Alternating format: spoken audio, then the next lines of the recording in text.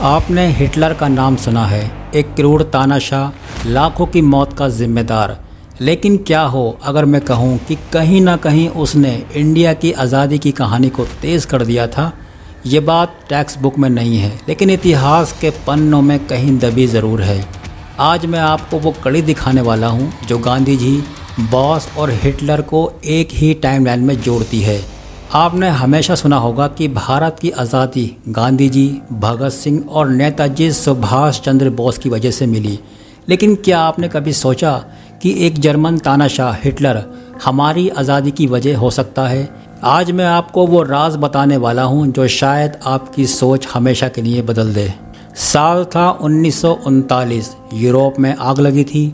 Germany का तानाशाह Hitler पूरी दुनिया को जीतने निकला था। हिटलर जर्मनी का चांसलर 1933 में सत्ता में आया।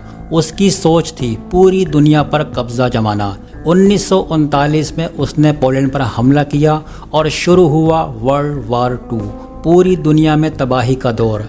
बचपन से हमें सिखाया गया कि हिटलर बहुत बुरा था, जो था भी।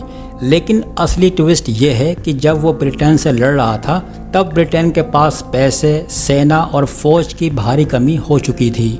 अब सवाल ये है कि इस लड़ाई का इंडिया से क्या लेना देना। जैसे जैसे जर्मनी ब्रिटेन पर हमला करता गया, ब्रिटिश सेना और उसकी इकोनॉमी दोनों कमज़ोर होते गए।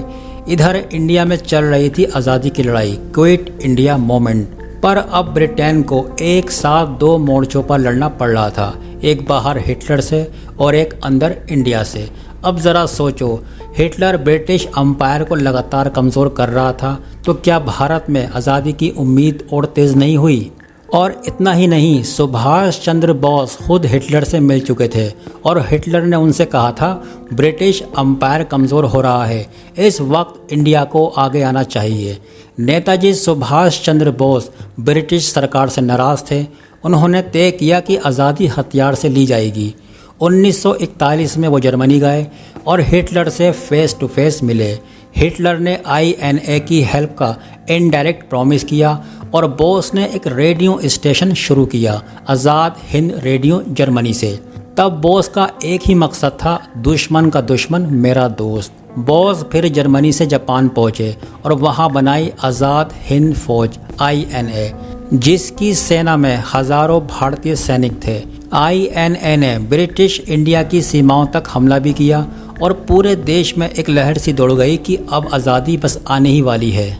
1945 में वर्ल्ड वार 2 ख़त्म हुआ, लेकिन ब्रिटेन पूरी तरह थक चुका था।